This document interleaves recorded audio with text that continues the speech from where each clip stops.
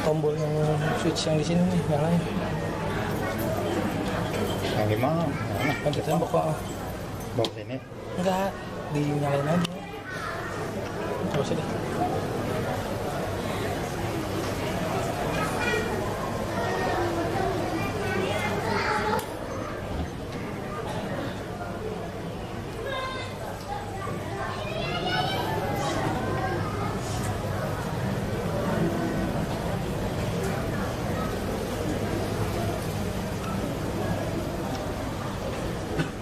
Alhamdulillah nahmaduhu wa nasta'inuhu wa nastaghfiruh wa na'udzu billahi min shururi anfusina wa min sayyiati a'malina may yahdihillahu fahuwal muhtadi wa may yudlil falan tajida lahu waliyyan mursyida. Asyhadu an la ilaha illallah wahdahu la syarika lah wa asyhadu anna Muhammadan 'abduhu wa rasuluhu alladzi la nabiyya ba'dahu. Fa inna asdaqal hadithi kitabullah wa khairal hadi hadi Muhammadin wa syarrul umuri muhdatsatuha wa kullu bid'atin dhalalah wa kullu dhalalatin finnar. Faqad qala Allah ta'ala fi kitabihil karim, a'udzu billahi minasy syaithanir rajim, ya ayyuhalladzina amanu taqullaha haqqa tuqatih wa la tamutunna illa wa antum muslimun.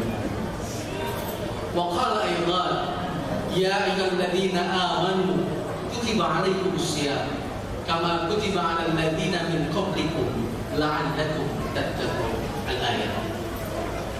Wa qala Rasulullah sallallahu alaihi wasallam, kun 'aliman aw muta'alliman aw mustami'an aw muhibban wa la takun khamisan. Hadirin wal hadirat, qaimin qaimat rahimana wa rahimakumullah. Segala puji dan syukur sudah sepatutnya kita kembalikan kepada Allah Subhanahu wa taala yang Maha Ghafur. Ya alhamdulillah berkat ridho serta inayahnya Allah masih memperkenankan kita untuk dapat sama-sama merasakan berbagai macam nikmat dan karunia-Nya yang diberikan kepada kita, baik dalam bentuk nikmat iman, nikmat Islam maupun nikmat sehat. Sehingga alhamdulillah sampai pada malam hari ini kita masih dapat sama-sama mewujudkan salah satu bentuk ketaatan kita kepada Allah Subhanahu wa taala, dengan kemudian kita mampu untuk dapat berada di tempat yang mulia ini dalam rangka dan tujuan yang sama, ingin menunaikan salah satu ibadah yang diamanahkan kepada kita, yaitu adalah mendirikan ibadah sholat Isya secara berjamaah. Yang kemudian alhamdulillah insyaallah kita akan lanjutkan dengan melaksanakan sekian banyak ibadah-ibadah yang lainnya, yang salah satunya adalah ibadah Qiyamul Ramadan, yang mudah-mudahan sekian banyak ibadah yang mampu kita laksanakan adalah merupakan ibadah-ibadah yang diterima di sisi Allah Subhanahu wa taala. Amin ya rabbal alamin. Salawat serta salam semoga senantiasa tercurah pada Nabi Muhammad sallallahu alaihi wasallam, suri tauladan sekalian umat, membawa risalah yang hak, yaitu Dinul Islam, yang al-Islam adalah satu-satunya agama yang diterima, dibenarkan dan diridhoi oleh Allah Subhanahu wa taala, yang dalam firman-Nya Allah menyatakan, barang siapa mencari agama selain daripada Islam, maka agama yang dicarinya itu adalah merupakan agama yang kosong. Dan orang-orang yang mencari agama selain Islam, bersiap-siaplah pada akhir nanti akan Allah golongkan dalam golongan orang-orang yang merugi. Nauzubillah min dzalik. Semoga kita yang termasuk. Hadirin wal hadirat, qaimin qaimat rahimana wa rahimakumullah. Dalam kesempatan ini, izinkanlah kami mengajak diri kami pribadi khususnya dan umumnya kita sekalian untuk mencoba mentafakuri sebagian daripada firman Allah Subhanahu wa taala dan sebagian daripada sabda Rasulullah sallallahu alaihi wasallam berkaitan dengan sebuah tema yang sengaja kami coba persiapkan, yaitu adalah mari kita mengenal ibadah shaum di bulan Ramadan. Hadirin rahimana wa rahimakumullah. Tema ini kami coba sajikan dikarenakan memang saat ini kita masih berada di awal bulan Ramadan 1440 Hijriah. Biasanya kalau orang baru pertama kali ketemu, memang sesuatu hal yang lazim untuk kemudian dilakukan adalah yaitu berkenalan, betul Pak? Kalau baru pertama, itu yang lazim dilakukan adalah berkenalan. Itulah mengapa barangkali ada peribahasa Jepang yang mengatakan takkan maka sayang. Tahu artinya apa? Tak kenal maka tak sayang. Ya. Jangan ditanya lagi orang Jepang aslinya ya. Karena bukan Jepang asli. Tak kenal maka tak sayang. Yang kemudian dalam kesempatan ini kami ingin mencoba mengajak kita semua mengenal kira-kira apa dan bagaimana ibadah saum di bulan Ramadan ini. Secara sederhana kami ingin mengajak kita semuanya untuk mengenal ibadah saum di bulan Ramadan lewat satu-satunya ayat yang memang merupakan landasan syar'i pelaksanaan ibadah saum di bulan Ramadan. Yang saya yakin ayat ini sudah familiar di telinga dan di lisan kita, yaitu adalah apa yang termaktub dalam Al-Quran surah Al-Baqarah ayat 100.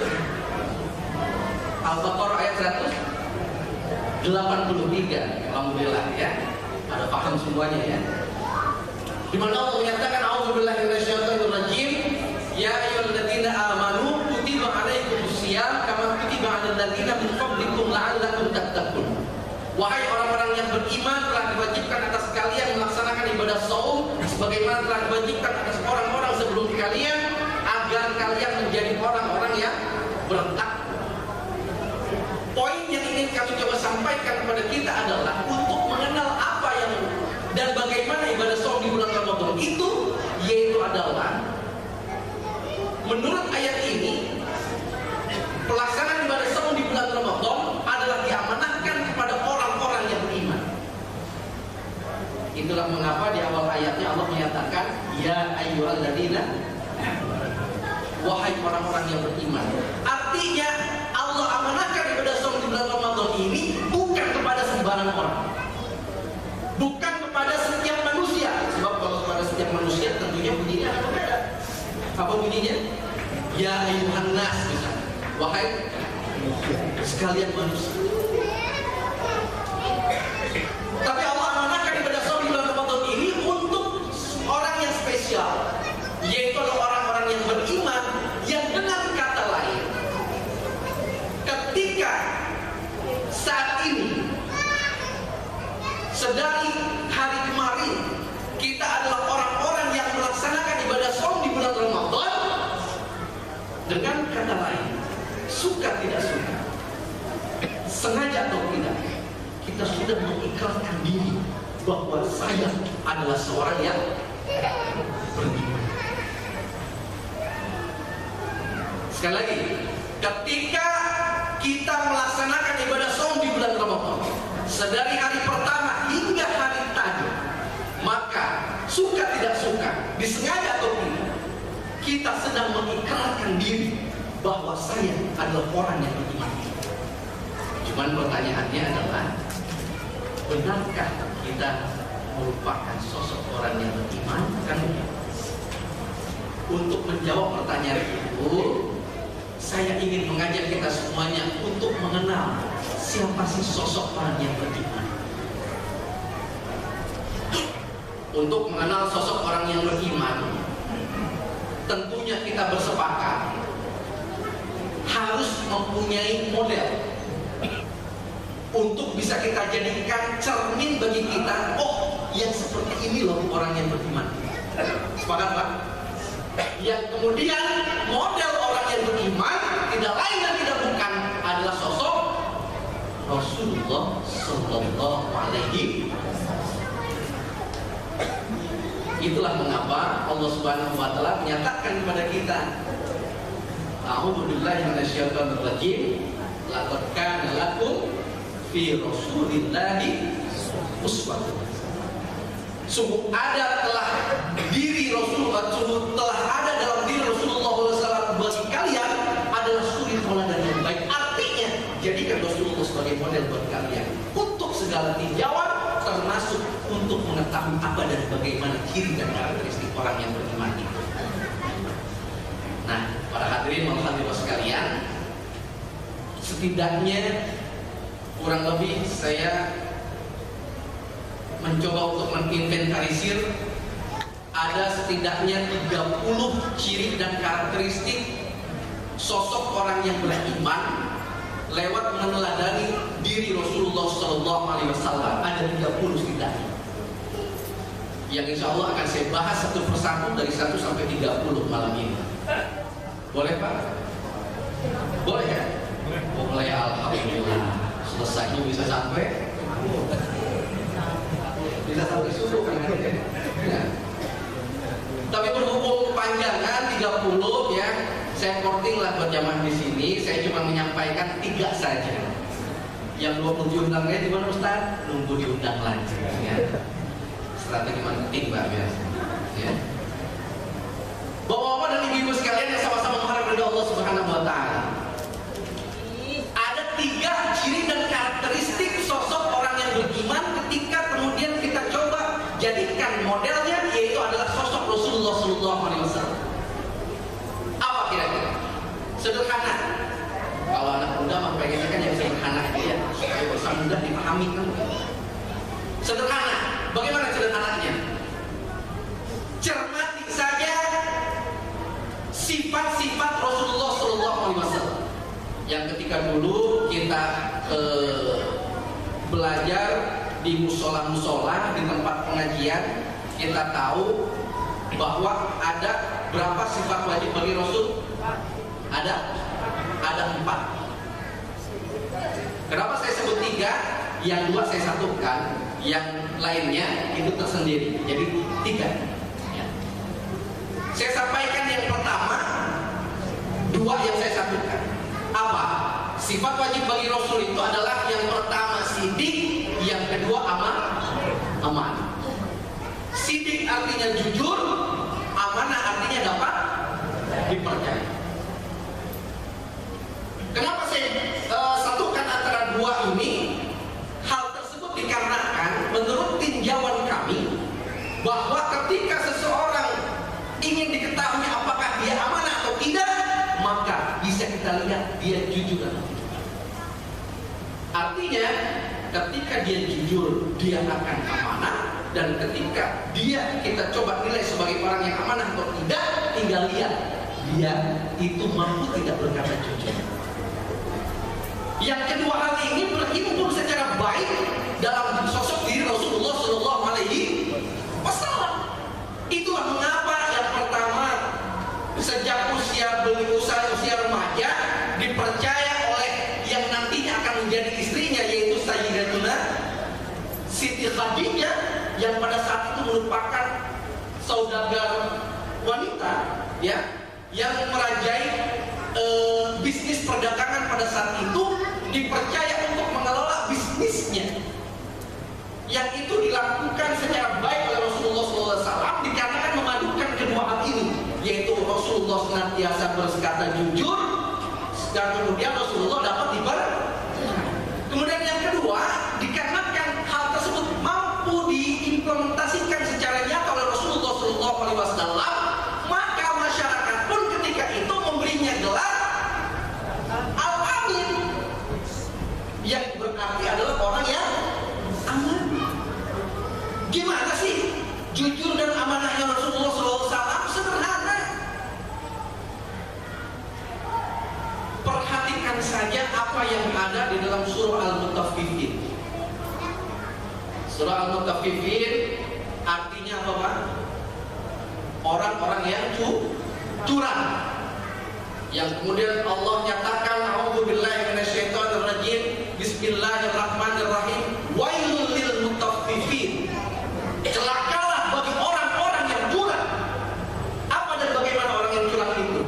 Didefinisikan lewat ayat kedua dan ketiga. Alladzina idza ta'alu 'alan nasi yastawfun wa idza ka'aluhum aw wazanuhum yukhsirun.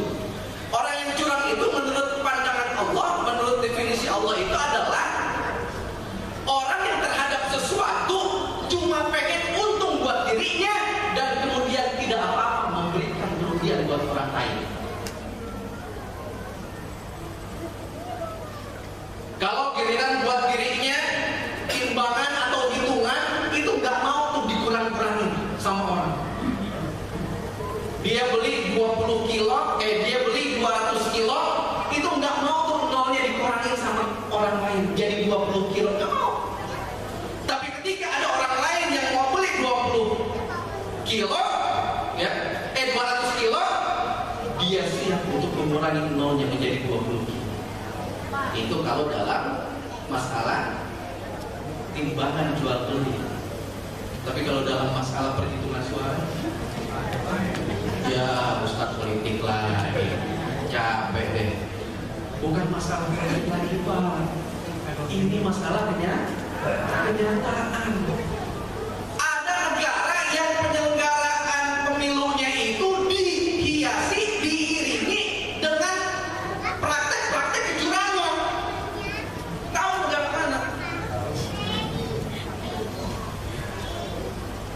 10 jadi 100 buat dirinya, 100 jadi 10 buat orang. Nggak tahu itu gimana. Kalau yang model begitu jujur, kalau yang model begitu amanah.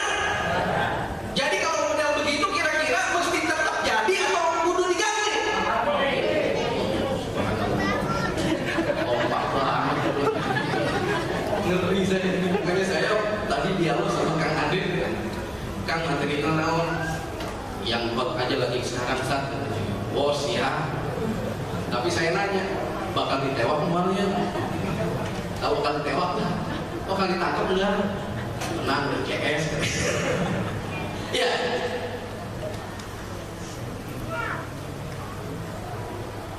Rasulullah SAW mewujudkan jujurnya beliau, mewujudkan amanahnya beliau, itu adalah sampai kepada perkara-perkara yang sederhana dalam muamalah dia. Sekarang begini, kita ngaku sebagai umat Rasulullah, ngaku kita sedang melaksanakan apa yang Rasulullah contohkan, yaitu saum di bulan Ramadan, iya. Tapi pertanyaannya, kita mampu nggak mengimplementasikan jujurnya Rasul, amanahnya Rasul, kan begitu. Kalau oleh karena itu, kalau ada orang yang ngaku berpuasa saat ini, masih sholat saat ini, tapi nggak bisa jujur, nggak bisa amanah, kira-kira bagaimana itu gimana?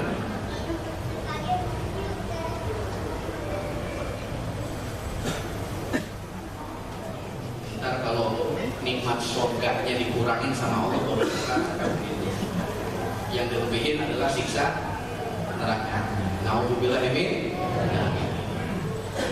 Ciri pertama, karakteristik orang yang beriman menurut tinjauan model sosok Rasulullah SAW adalah dia mampu jujur, dia mampu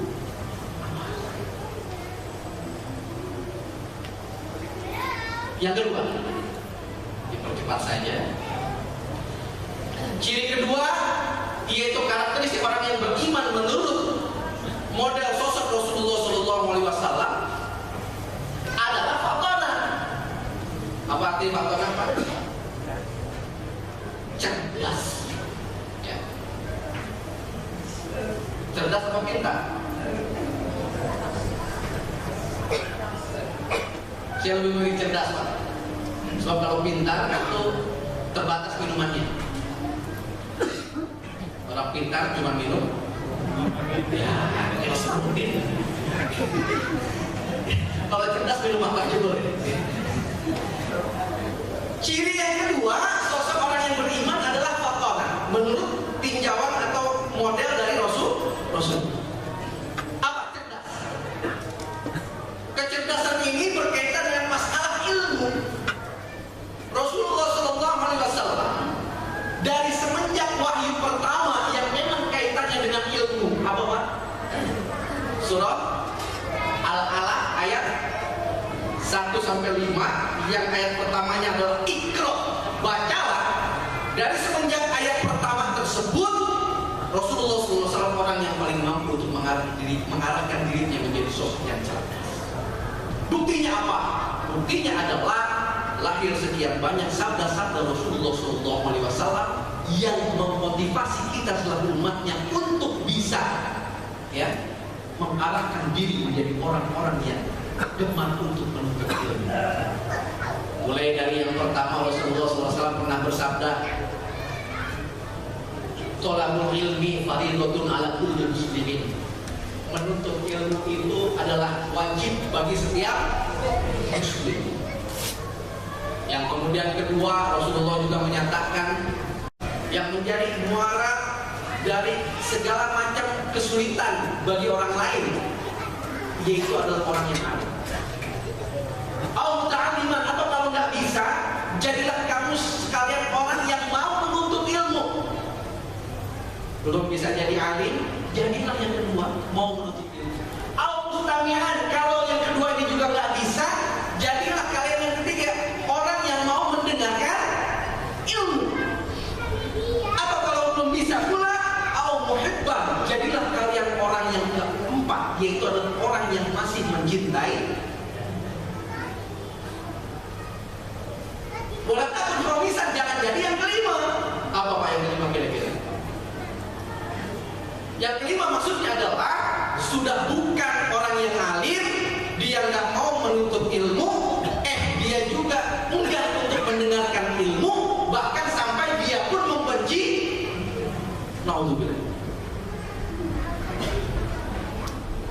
Yang kemudian sampai yang ketiga, Rasulullah SAW menyatakan tentang masalah ilmu, yaitu adalah man arada dunya fa'alaihi bil ilmi wa man arada al-akhirah fa'alaihi bil ilmi wa man arada huma fa'alaihi bil.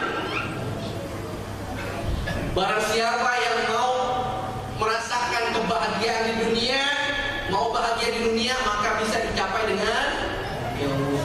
Barang siapa yang mau kebahagiaan di akhirat, maka bahagia di akhirat akan dicapai dengan ilmu.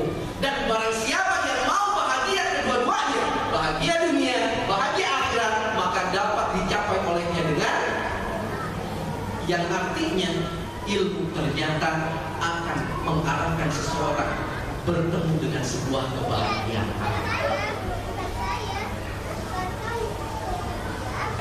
Makanya sepertinya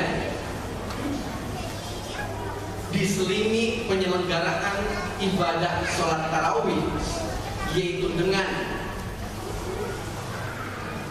sebuah kegiatan seperti tausiah Ramadan ini pun bisa kita kategorikan sebagai kita pun memfasilitasi umat untuk bisa menuntut ilmu. Makanya mudah-mudahan tidak ada lagi yang mengatakan bahwa ada tausiah Ramadan ketika penyelenggaraan sholat tarawih itu adalah bid'ah. Mudah-mudahan tidak ada lagi. Ya, ada tausiah Ramadan dalam penyelenggaraan sholat tarawih itu adalah bid'ah. Mudah tidak ada lagi. Sebab apa? Menurut saya yang bid'ah itu adalah ketika sholat tarawih ceramah Ramadan. Bisa dipahami?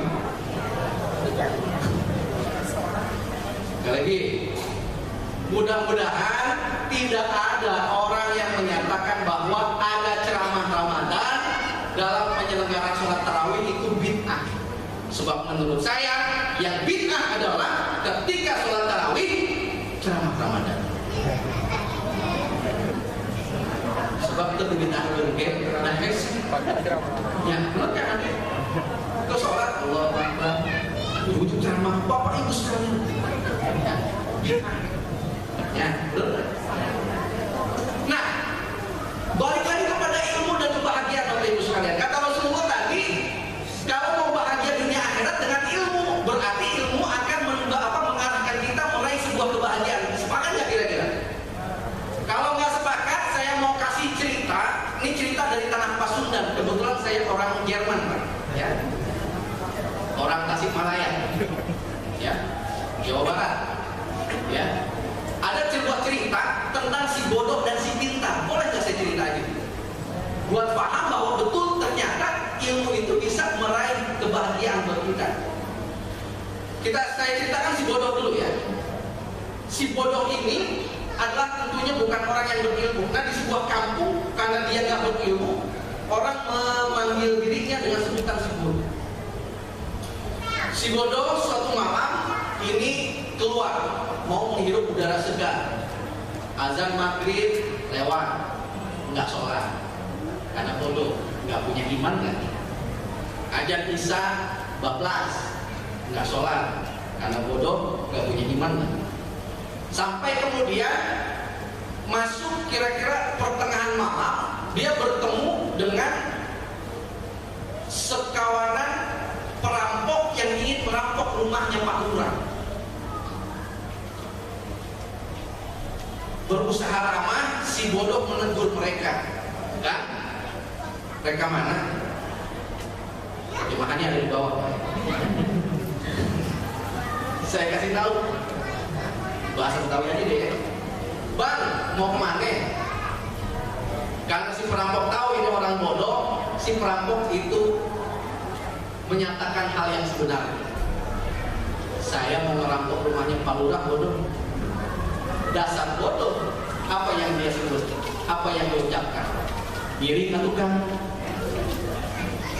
Tahu artinya? Ikut dong bang. Ada orang mau ngerampok, dia pengen ikut. Ya. Ikut dong bang. Nah, si perampok kan memang orang yang merampok biasanya licik ya.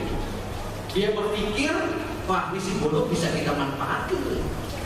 Biarin aja dia yang merampok.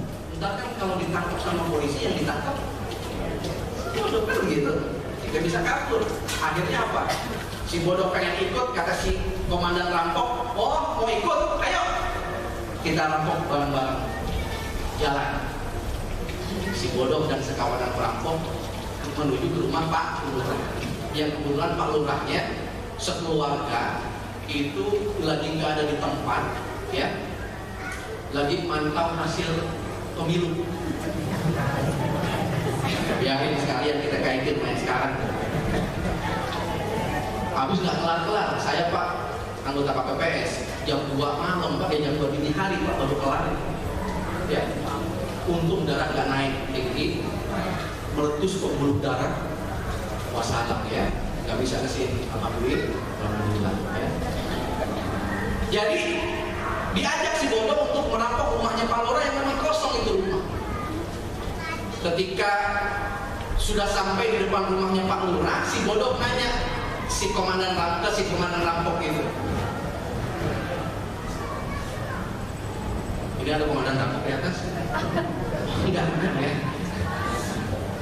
Kata si bodoh nanya, kan rumah nggak rampok teh? Ini terjemahannya adalah, bang, ngerampok itu gimana caranya? Dikasih rumus yang paling sederhana sama komandan rampok. Oh, ngerampok begini bodoh. Ngerampok itu adalah kamu masuk ke dalam rumah, cari barang yang berat. Itu barang pasti berharga, itu yang harus kamu ambil. Oh, hati kan? Ngerti saya mungkinnya. Di otak direkam. Cari barang yang berat, barang berat pasti berharga, itu yang harus saya ambil. Cuma gampang kan? So, sudah siap rampok? Siap. Masuk ke dalam, masuk sih ke dalam. Pas masuk ke dalam, kemudian si bodoh pertama kali menghampiri meja kerja Pak Lurah. Dibuka laci Pak Lurah, wah ternyata Pak ada 10 gembok uang Pak. Uang gratifikasi kalau nggak salah. Ya, satu gemboknya itu 10 juta. Kalau 10 gembok 100 juta. Buat saya uang 100 juta itu besar Pak. Karena kalau dibandingin amplop terawih itu jadi ya. Ya, buat saya itu besar. 100 juta diambil oleh si bodoh, pas diangkat kok enteng ini lain iya dulu candak deh, bukan ini yang mesti diambil, disimpan lagi masuk ke ini uang aman. Kemudian masuk kamarnya Ibu Lurah, nemuin meja rias Ibu Lurah, ya, ditarik lagi lacinya, wah luar biasa Bu, perhiasannya Bu, Ibu Lurah perhiasannya, aduh luar biasa. Kalau dinilai-nilai ada kali 100 juta, emas 6 kilo, ya kan? Kemudian apa kalungnya segala macam lah pokoknya. Pas diangkat sama si bodoh, kok enteng ini perhiasan-perhiasan dalam bentuk apa namanya, cincin, kalung dan sebagainya. Berarti bukan ini yang harus saya ambil. Perhiasan emas aman. Muter-muter di kamar, nggak menemukan hal yang berat yang dianggap berharga. Keluar kamar, masuk dapur, nemu cobek batu, Pak.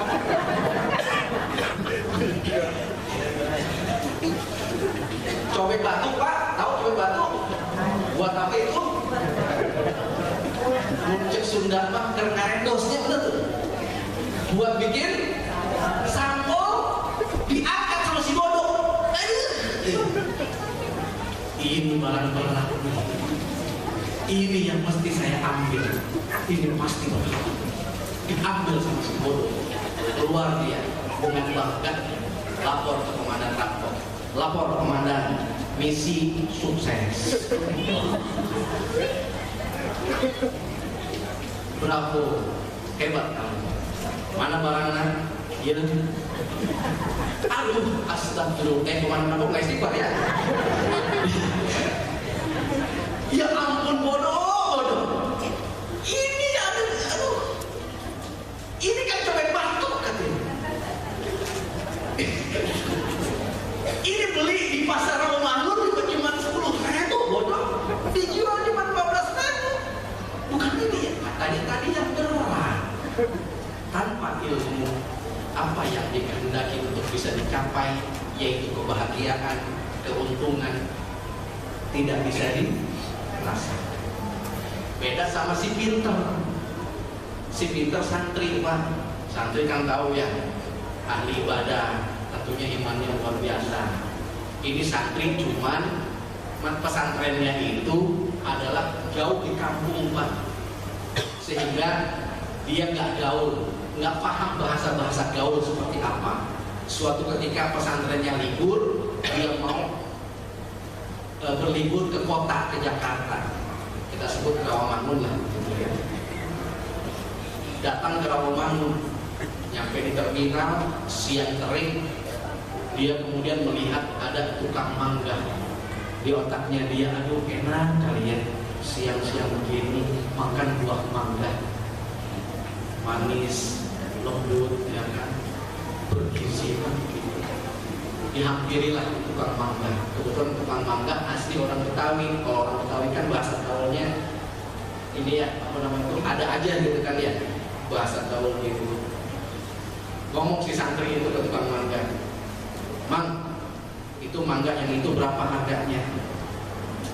Si abang orang Betawi pakai bahasa gaul, "Yang mana deh?" "Oh yang itu." "Oh kalau yang itu satunya goceng deh." Bahasa gaul. Tanya ke sini goceng berapa, tahu nggak? Hah? Oh, anak gaul berarti, anak milenial. Ya. Goceng 5.000.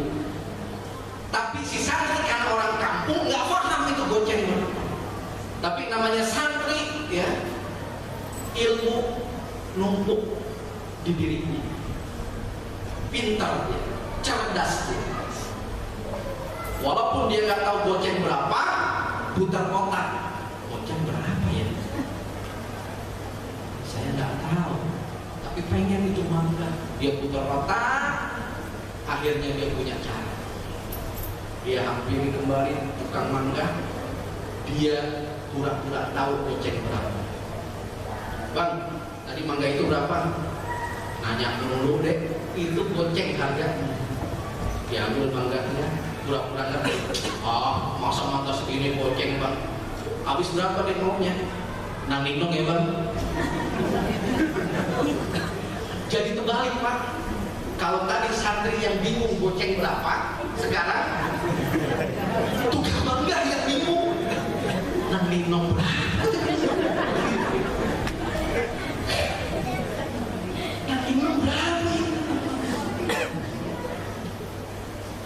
Penasaran tukang mangga, "Dek, itu Nang Ninong berapa?"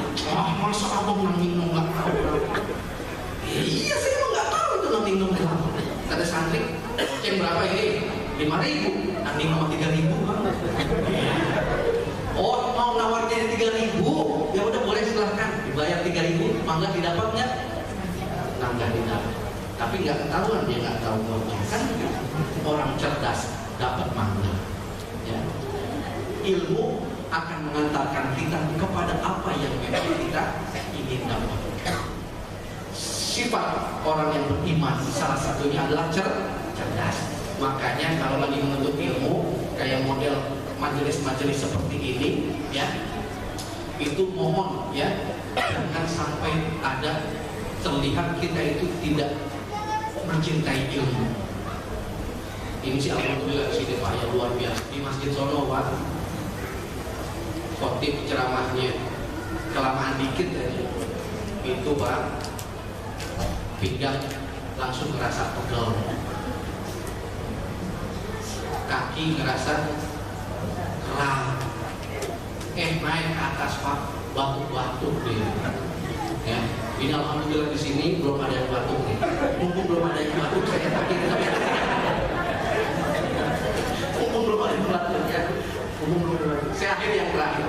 Yang terakhir sifat orang beriman menurut timbangan atau wujud sosok Rasulullah SAW itu adalah yang terakhir yaitu tabligh, menyampaikan apa yang dimilikinya dalam bentuk ilmu dan lain sebagainya, dia siap untuk menyampaikan. Tentang ini saya teringat satu hadis Rasulullah SAW yang diriwayatkan oleh Imam Bukhari dan Imam Muslim.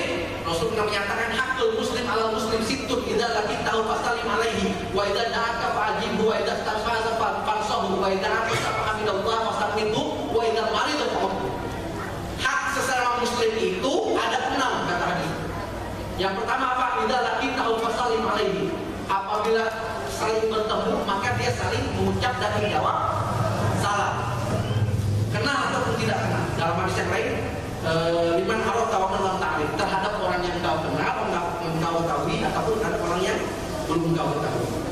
Terus yang kedua adalah wa idza da'aka fa'ajibhu, apabila saudara semuslimmu mengundang kamu untuk hajat apapun, fa'ajibhu, maka penuhilah undangan itu. Dan yang kaitannya dengan tabligh ini adalah wa idza tansohaka fansohu, apabila saudara meminta nasihat kepadamu maka berikanlah nasihat kepadanya. Tentunya semangatnya adalah memberikan nasihat yaitu adalah yang baik dan benar sesuai dengan apa yang pernah dinyatakan, yaitu adalah ya kulil haq walau kana murra, katakanlah yang benar walaupun itu adalah sesuatu hal yang akan mendatangkan kepahitan buat kamu. Salah, benar. Itulah 3 karakteristik sosok orang yang beriman menurut tinjauan model sosok Rasulullah SAW. Semoga 3 sifat dan karakteristik ini dapat mampu kita internalisasikan dalam diri kita sehingga betul-betul kita adalah sosok orang yang beriman yang memang betul-betul layak untuk menjalankan sebuah amanah ibadah, yaitu ibadah saum di bulan Ramadan. Mudah-mudahan ini dapat kita lakukan sehingga saum tahun ini merupakan saum terbaik bagi kita sekalian. Ini saja barangkali Bapak dan Ibu sekalian apa yang dapat kami sampaikan. Mohon maaf kalau ada kelebihannya. Tentunya sesuatu hal yang lebih lama itu akan menyakitkan bagi orang yang tidak mau menggunakannya. Tapi mudah-mudahan ini merupakan sesuatu hal yang bisa bermanfaat khususnya bagi kami yang menyampaikan dari kita sekalian. Akhirul kalam, Rabbana la tuzigh qulubana ba'da idh hadaytana wa hab lana min ladunka rahmatan innaka antal wahhab. Allahumma ighfir lana wal mu'minina wal muslimina wal muslimat wa aghfir Allahumma ta'ala kita alladzina yasjuduna sabidika wa yuhibbuna rasulaka Allahumma tabbir bihim wa zaddid bihim Rabbana atina fid dunya hasanah wa fil akhirati hasanah wa qina adzabannar walhamdulillahi rabbil alamin.